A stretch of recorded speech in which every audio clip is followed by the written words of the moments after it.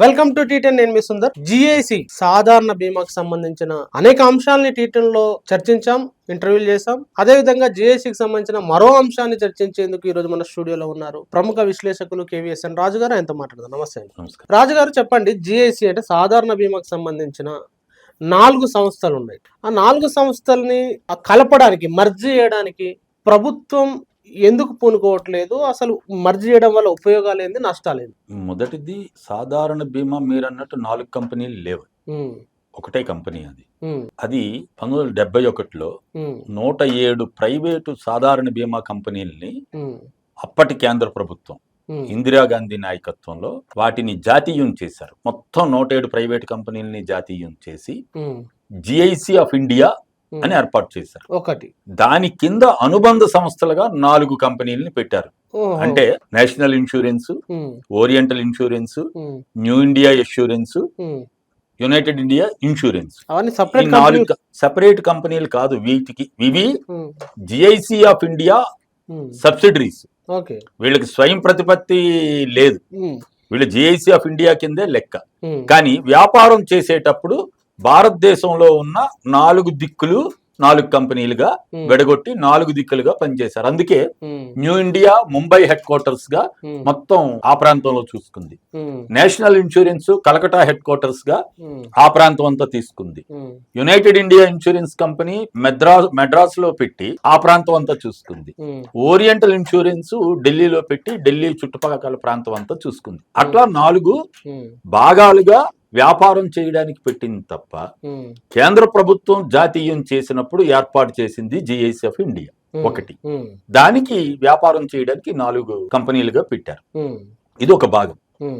రెండోది, జీవిత బీమా గాని సాధారణ బీమా గాని జాతీయం చేసిన తర్వాత మొత్తం వ్యాపారాన్నే కేంద్ర ప్రభుత్వం జాతీయం చేసింది. అంటే భారతదేశంలో 1956 ఎప్పుడైతే జీవిత బీమా వ్యాపారాన్ని జాతీయం చేశారో 1956 నుంచి 2000 వరకు, అంటే 1999లో IRDA చట్టం వచ్చినంత వరకు, అప్పటి వరకు భారతదేశంలో జీవిత బీమా చెయ్యాలి అని అంటే ప్రభుత్వ రంగ సంస్థ అయిన LIC ఆఫ్ ఇండియాయే చెయ్యాలి.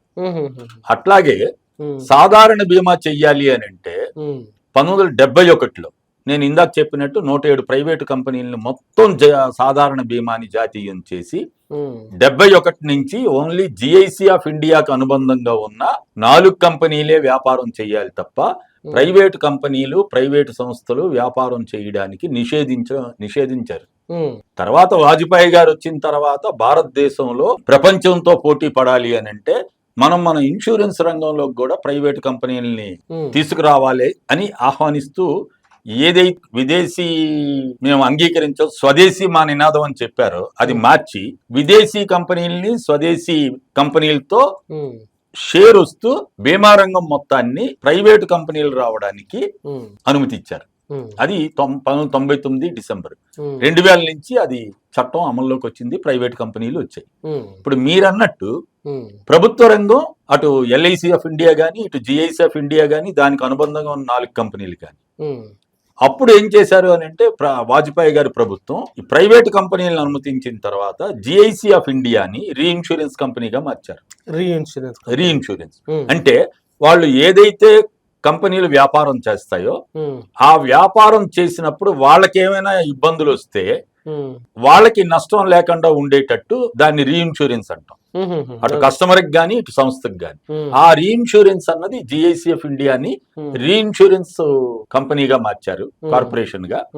మిగతా 4 కంపెనీలని జిఐసి ఆఫ్ ఇండియా నుండి విడగొడుతూ 2001లో చట్టం తీసుకొచ్చారు వాజ్పేయి గారు. అప్పుడే జిఐసిలోని ఉన్న అన్ని సంఘాలు, ఒక చిన్న సంఘం తప్ప అన్ని సంఘాలు మీకు ఈ 4 కంపెనీలు ఇప్పుడు అవసరం లేదు, వీటిని ఒకటే కంపెనీ చెయ్యండి. భారతదేశం అంతా LIC ఆఫ్ ఇండియా ఎలాగ వ్యాపారం చేస్తుందో జీవిత బీమా వ్యాపారం, అలాగే ఈ 4 కంపెనీలు కలిపి ఒక్క జిఐసి ఆఫ్ ఇండియా గానే సాధారణ బీమా వ్యాపారం చెయ్యాలన్నది పెట్టారు. కానీ NDA 1 ప్రభుత్వం బీజేపీ విధానం ప్రభుత్వ రంగం బలపడాలన్నది కాదు కాబట్టి వాటిని అంగీకరించలేదు. స్టాండింగ్ కమిటీలో కూడా మేము సంఘంగా దాని ముందు పెట్టింది ప్రతిపాదనలు అవన్నీ ఉన్నాయి. ఇప్పుడు అది అయిపోయిన చరిత్ర. కానీ మోడీ గారిలో ఇంకో స్పెషాలిటీ ఉంది. మోడీ గారు వచ్చిన తర్వాత, మోడీ గారు ప్రధానమంత్రి అయిన తర్వాత నేను ప్రపంచంలోనే ముందుకు వెళ్ళేటట్టు, ప్రపంచంలోనే గుర్తించబడేటట్టు నేను బ్యాంకులను గాని ఇతర సంస్థలను గాని తయారు చేస్తానని చెప్పారు. ఏ సందర్భంలో చెప్పారు? మొత్తం ప్రభుత్వ రంగ బ్యాంకులు 28 ప్రభుత్వ రంగ బ్యాంకులు ఉంటే, అలాగే స్టేట్ బ్యాంక్ ఆఫ్ ఇండియాకి 7 సబ్సిడరీ బ్యాంకులు ఉంటే, వీటిని కలిపేసి ఇప్పుడు 12 బ్యాంకులకి తీసుకొచ్చారు. అప్పుడు మోడీ గారు చెప్పింది ఏంటి అని అంటే, చూసారా ఇప్పుడు స్టేట్ బ్యాంక్ ఆఫ్ ఇండియా ప్రపంచంలోనే ముందుకొచ్చింది. నేను బ్యాంకుల్ని మెర్జర్ చేయడం ద్వారా నేను బ్యాంకుల్ని గట్టిగా తయారు చేశాను. బ్యాంకులు ప్రపంచంలోనే పోటీ పడేటట్టు, ప్రపంచంలోనే గుర్తించబడేటట్టు నేను చేశానన్న. అదొక భాగం. మరి అదే మోడీ గారు మొదటి ప్రభుత్వం 2014లో ఆయన ప్రభుత్వంలో ఆర్థిక శాఖ మంత్రిగా ఉన్న అరుణ్ జైట్లీ గారు, మీకు భారతదేశ పార్లమెంట్ లోనే మేము United India, oriental, national insurance ఈ 3 కంపెనీలని విలీనం చేస్తాం, ఈ 3 కంపెనీలని కలిపి ఒక కంపెనీగా తయారు చేస్తాం, ఒక కంపెనీని చేస్తాం అని చెప్పారు. కానీ దాన్ని తర్వాత 2019లో మళ్ళీ మోడీ గారు ప్రధాని అయిన తర్వాత, ఆయన ప్రభుత్వం ఏర్పాటు చేసిన తర్వాత నిర్మలా సీతారామన్ గారు వచ్చారు. మళ్ళీ ఆమె పార్లమెంట్ లో అనౌన్స్ చేసింది, మా దగ్గర అటువంటి ప్రతిపాదన లేదు, మేము చేసిన ప్రతిపాదనని మేము ఉపసంహరించుకుంటున్నాం అని చెప్పారు. అంటే ఎందుకంటే 3 సంస్థల్ని కలపడం వల్ల ఉపయోగమైంది, ఎందుకు కలపాలి, వాళ్ళు ఎందుకు కలుపుతున్నారు, ఇప్పుడు ఎందుకు కలుపుతలేరు, ఎందుకు కలుపుతానన్నారు, ఎందుకు కలపలేదు అన్నది ఇప్పుడు అరుణ్ జైట్లీ గారిని అడగలేము, ఆయన లేరు కాబట్టి. కానీ నిర్మలా సీతారామన్ గారు ఇప్పటికీ ఆర్థిక మంత్రిగానే ఉన్నారు. ఎందుకు కలపకూడదు అనుకుంటున్నారో వాళ్ళు చెప్పాలి సమాధానం. ఎందుకు కలపాలి, కలపాలని మేమెందుకు కోరుకుంటున్నాము అని అంటే, ఎందుకు సంఘాలు కోరుకుంటున్నాయి అని అంటే, ఇప్పుడు భారతదేశంలో 21 ప్రైవేట్ సాధారణ బీమా కంపెనీలు, అలాగే ఒక 6 హెల్త్ ఇన్సూరెన్స్ కంపెనీలు, అంటే 27 ప్రైవేట్ కంపెనీలు ఉన్నాయి. 27 ప్రైవేట్ కంపెనీలతో 4 ప్రభుత్వ రంగ సాధారణ బీమా కంపెనీలు పోటీ పడుతున్నాయి.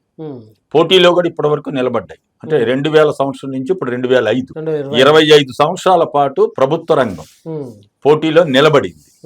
ఇప్పుడు ఈ 4 సంస్థల్ని కలపమన్నది సంఘాలు కోరుకుంటున్నాయి. ఎందుకు కోరుకుంటున్నాయి అని అంటే, ఇప్పుడు ప్రైవేట్ కంపెనీలతో పోటీ పడడానికి ఎల్ఐసి ఆఫ్ ఇండియా ఒక్కటిగా ఉంది కాబట్టి, జిఐసి ఆఫ్ ఇండియాగా ఈ 4 కంపెనీలని ఒకటి చేసి వీటిని పోటీ పెట్టండి, పోటీ పడతాయి. ఎందుకు అని అంటే, మీకు ఇంత ముందు ఏం చెప్పారు, ఒకే కంపెనీ ఉంటే ఇబ్బంది, 4 కంపెనీలుగా అని చెప్పారు. కానీ ఇప్పుడు 4 కంపెనీలు అవసరం లేదు, 27 కంపెనీలు ప్రైవేట్ కంపెనీలు ఉన్నాయి. అట్లాగే ఇప్పుడు IRDA చెప్తుంది, అసలు భారతదేశంలో వ్యాపారం చేయడానికి కొన్ని కంపెనీలు సరిపోవు, కొన్ని వందల కంపెనీలు రావాలి అన్నారు. ఆయన రెగ్యులేటరీ సంస్థ కాబట్టి ఆయన వాటి మార్పులకు కూడా ఇప్పుడు ప్రతిపాదన పెడుతున్నారు. వాటి జోలికి నేను వెళ్ళటం లేదు. కానీ ఎందుకు కలపటం లేదు అని అంటే, కలిపితే ప్రభుత్వ రంగం ప్రైవేట్ కంపెనీలకి మంచి పోటీ ఇస్తుంది, గట్టి పోటీ ఇస్తుంది.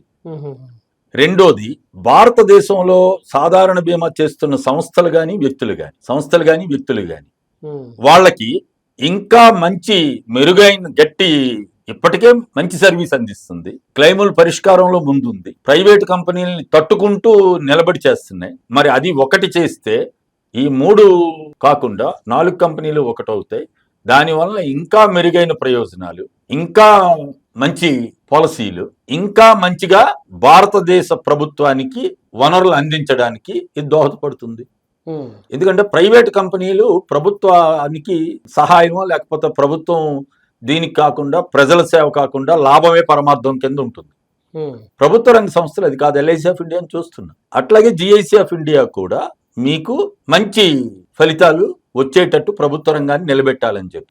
కానీ ఇక్కడ ప్రభుత్వ ఉద్దేశం ఏముంది అని అంటే, మీరు సంఘాలుగా కొన్ని సంఘాలు ఏమో ఈ జిఐసిలో ఉన్న సంఘాలు అవి కలిసి ఉంటే, సంస్థ కలిస్తే ఎక్కువ ప్రయోజనం ప్రభుత్వానికి కలుగుతుందని మీరు చెప్తుంటే, మరి ప్రభుత్వం మాకు ఎక్కువ ప్రయోజనం కలుగుతుంది కదా, ప్రజలకు ఎక్కువ ప్రయోజనం, ప్రభుత్వానికి ఎక్కువ ప్రయోజనం కలుగుతుందని ప్రభుత్వం భావిస్తే కలుపుతుంది కదా. అది కలపట్లేదు అంటే ఏం మతలబ్ లేదంటారా దాంట్లో? ప్రభుత్వం భావించటం లేదు. ఎందుకు అని అంటే, ఇప్పుడు ప్రభుత్వం కోరుకుంటుంది మొత్తం ప్రైవేటీకరణ.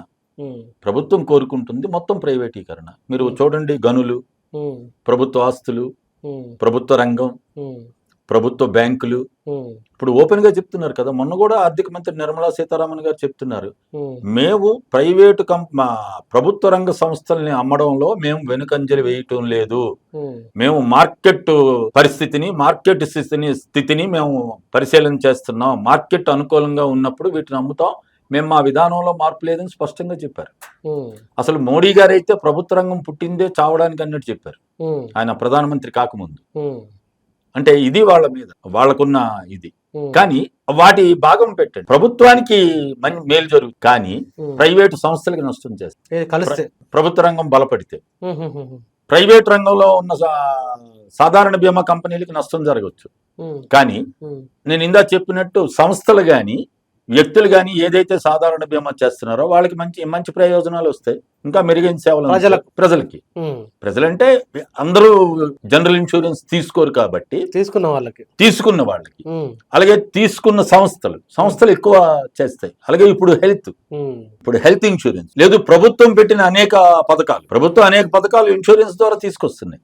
ఇవి ఎవరు చేస్తున్నారు?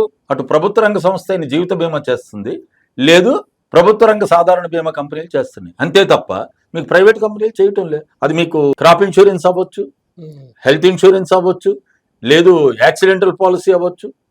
మోడీ గారు చెప్పిన స్కీములు ఏవైనా ప్రభుత్వ రంగ బీమా కంపెనీలు చేస్తున్నాయి తప్ప ప్రైవేట్ రంగ బీమా కంపెనీలు చేయటం లేదు అన్నది ప్రభుత్వ లెక్కల ప్రకారం, IRDA లెక్కల ప్రకారమే స్పష్టమవుతున్నాయి.